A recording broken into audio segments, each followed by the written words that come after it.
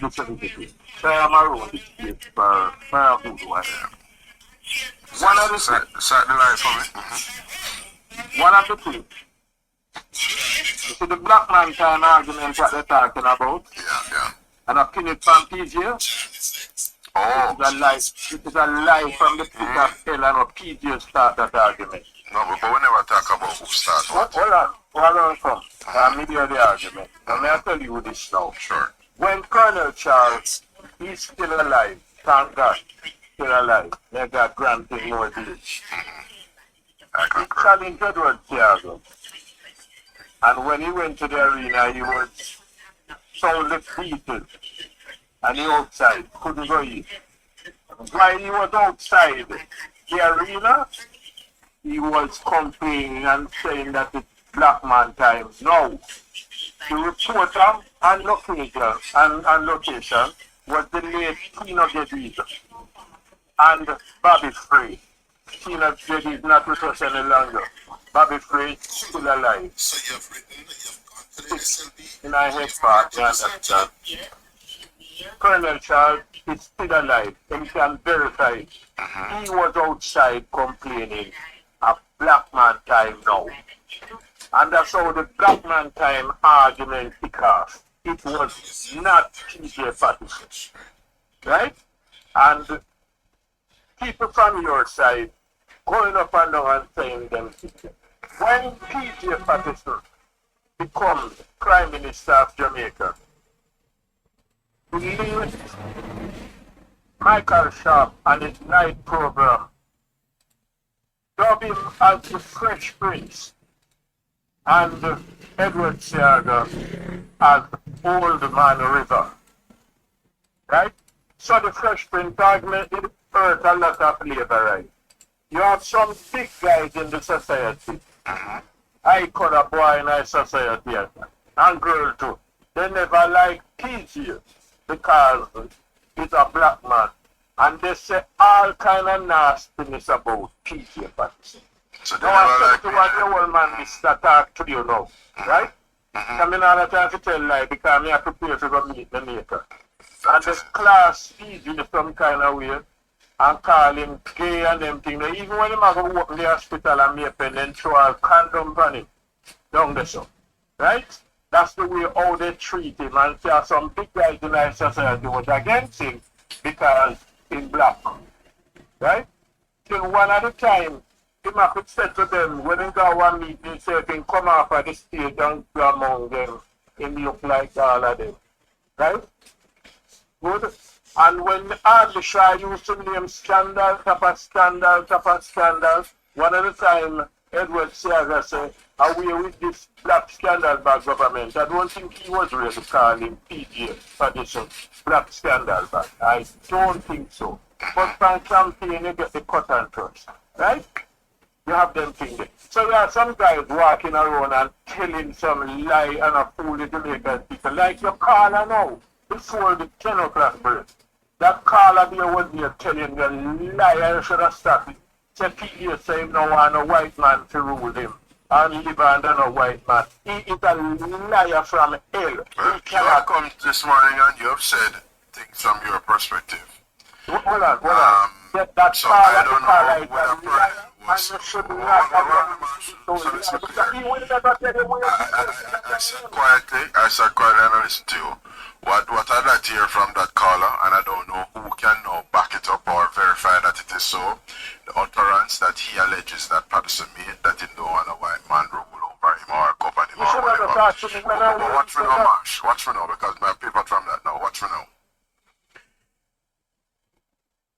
The black man, this and the white man, that is not what is germane.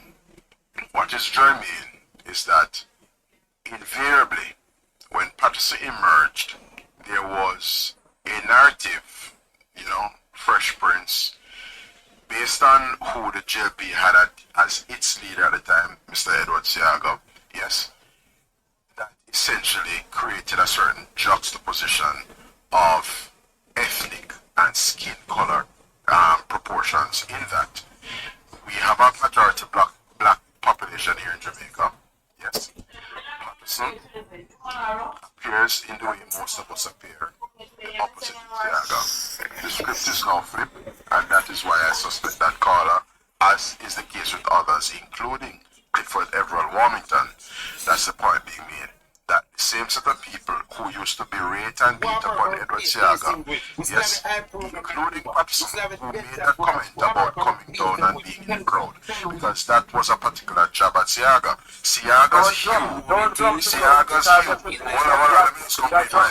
let me complete my thought, then you come back and reorient the gun that I'm talking. Siaga's hue, like that of Mark Golding, yes, like that of Norman Manley, Sir Alexander, and Michael Manley, is of such that when they stand up beside me and Marsh, there's a clear contrast.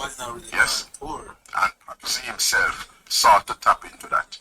So, in the politics, you used the expression cut and thrust earlier. In the cut and thrust of the politics, there are going to be occasions in which people may have to be prepared to receive in as much as they give. So if you fire certain shots and gave out certain licks, you be prepared to take certain licks. Let me use a word, the journalistic version of how we have put things now, right?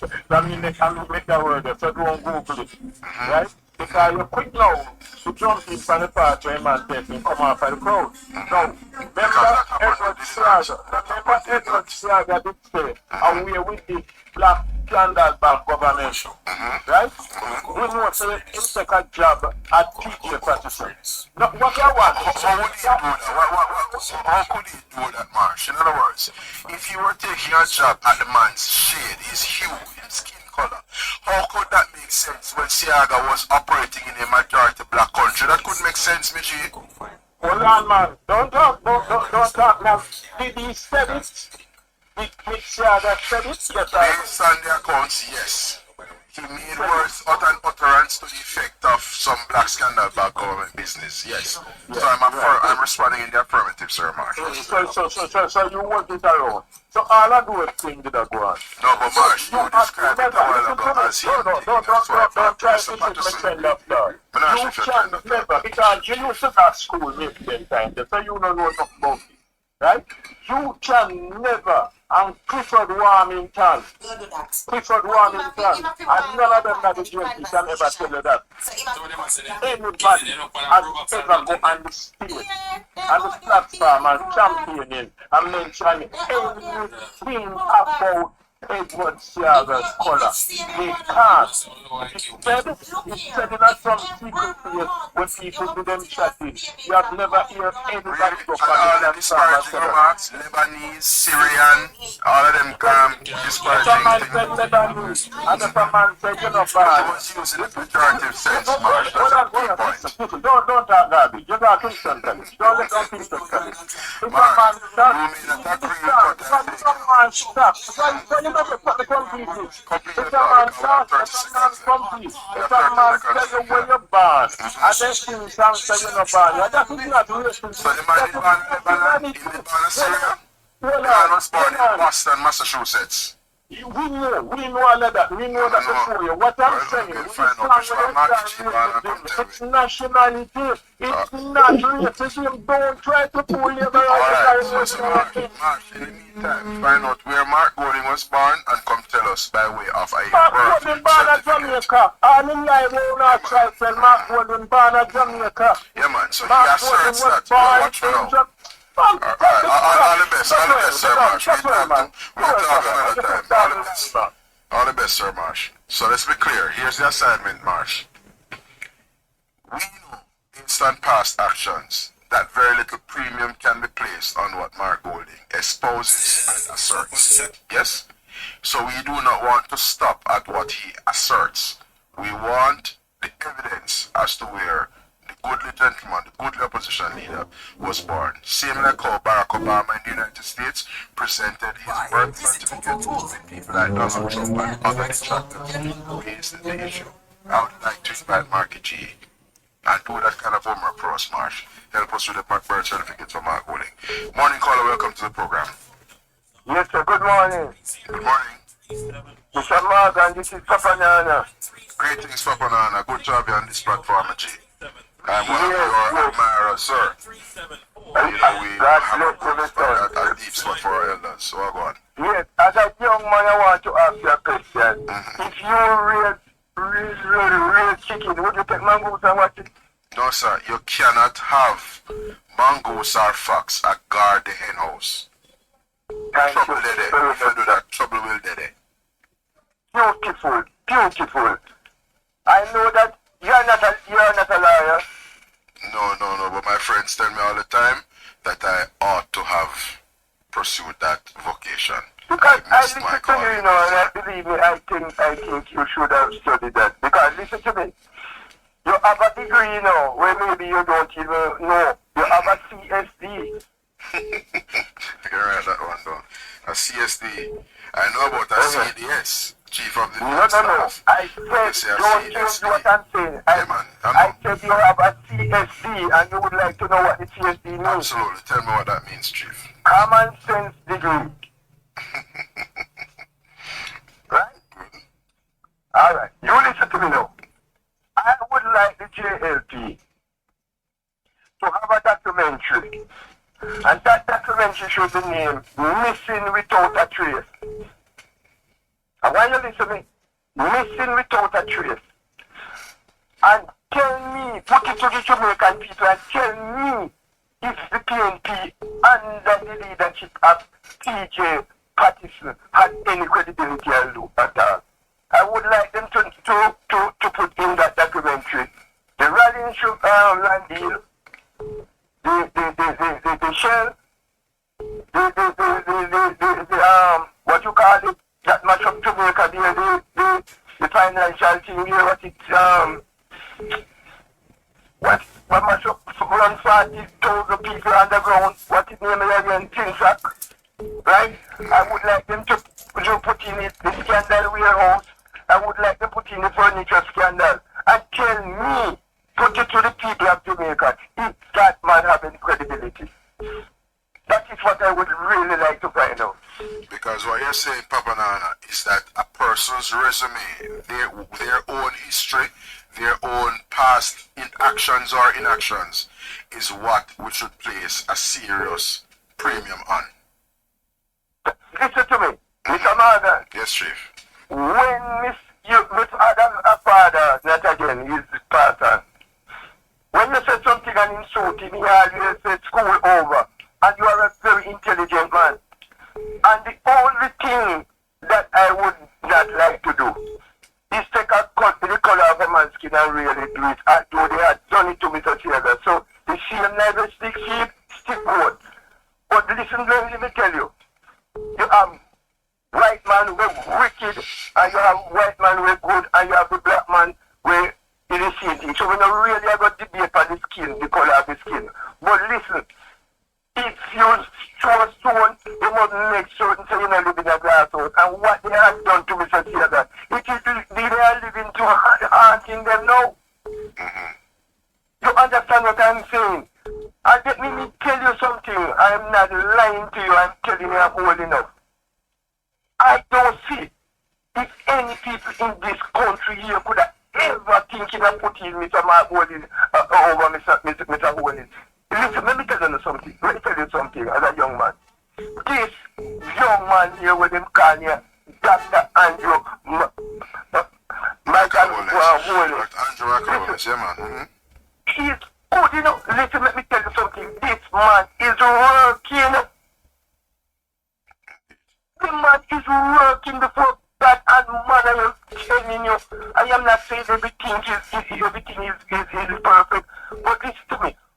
He is the best out of a bad bunch. Alright, here hello and clear, Papa Nana. I have to run leave you, but I really welcome your intervention and thank you. Yes, look at that funny gravel, you hear? Yeah man, all the best my brother, respect. Common sense degree, and I think you have one as well. Respect. Good morning caller, welcome to Straight Up. Marlon. Yes sir, good morning, welcome to the program. Morning Senator, how you doing? I'm good caller. Go ahead with your intervention this morning. This is DP. I found it interesting, you know, I always hear people talk about spinning and even accuse you of spinning.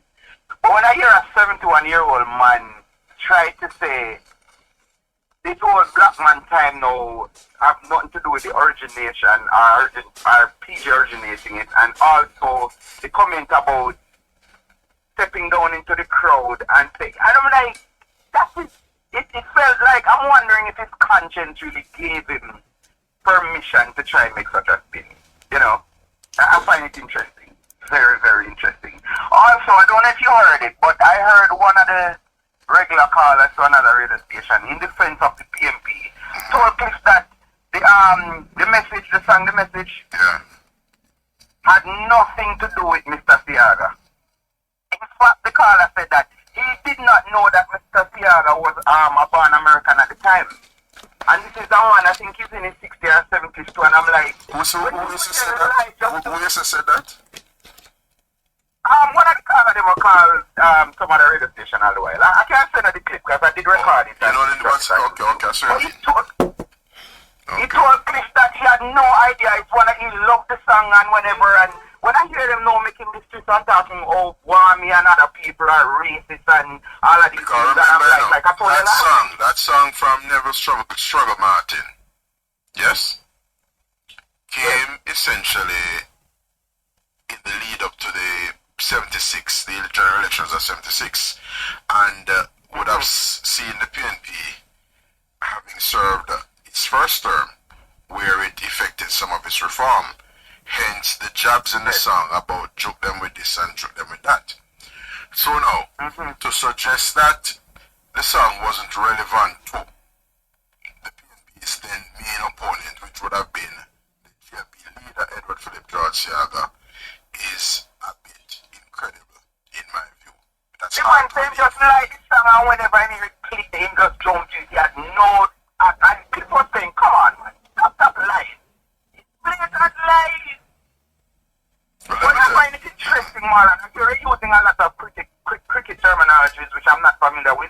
But I don't know if you have the back foot or something like that. But it's interesting now to witness the PMP on the back leg trying to score runs because it's not working for them. And they're on the back foot in a defensive way because you can be on the back foot playing a cut shot, which is an aggressive stroke, yes, or playing a back foot drive, punching something through the covers. But in this case, they're not on the back foot to hook or pull.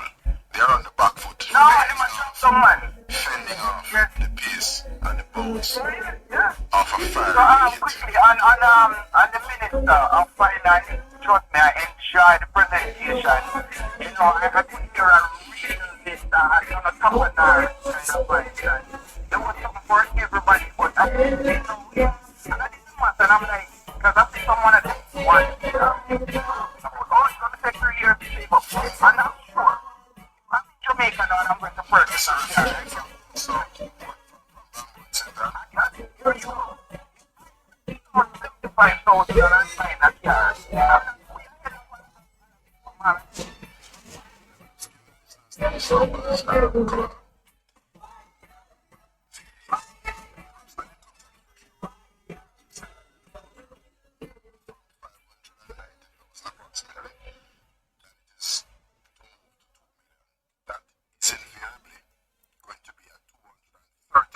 increase over that period of time.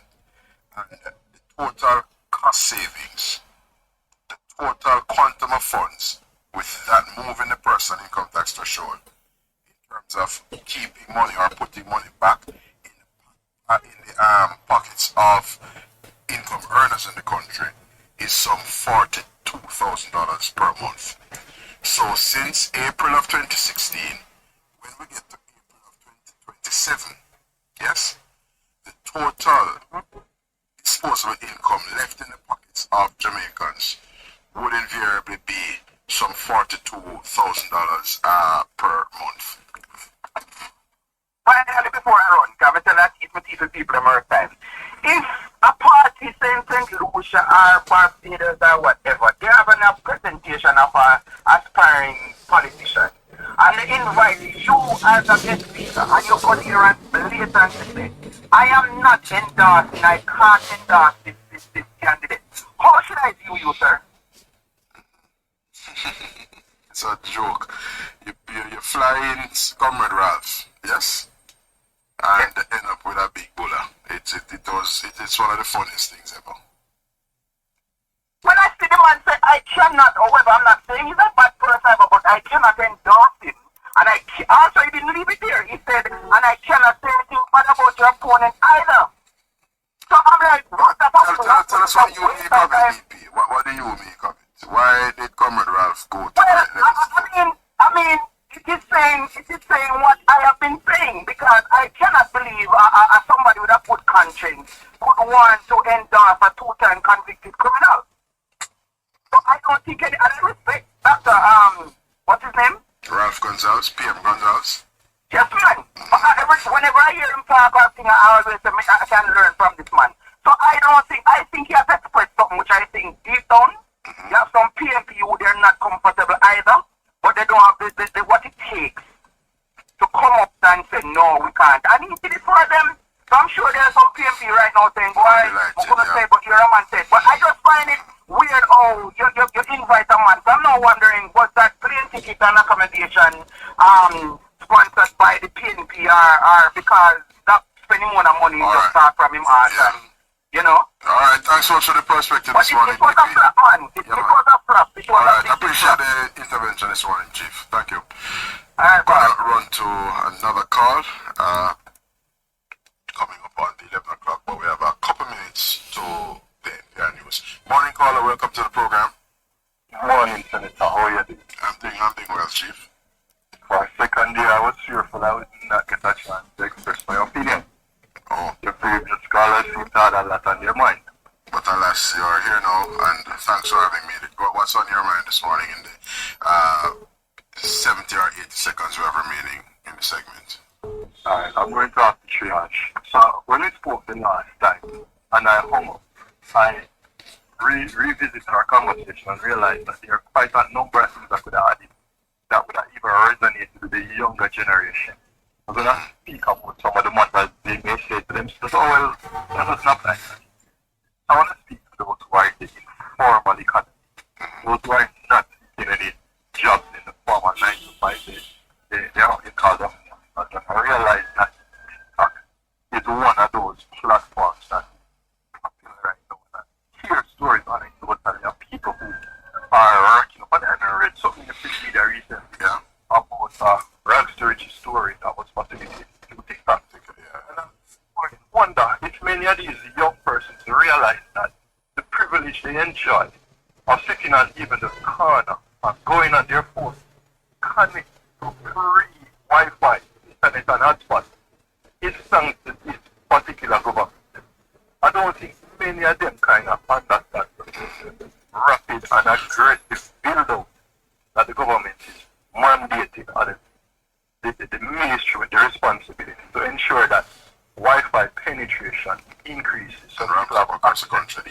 Alright, we're going to ask you to pause it there. Perhaps you may want to join us after the 11 o'clock break, around about 11:10. But we're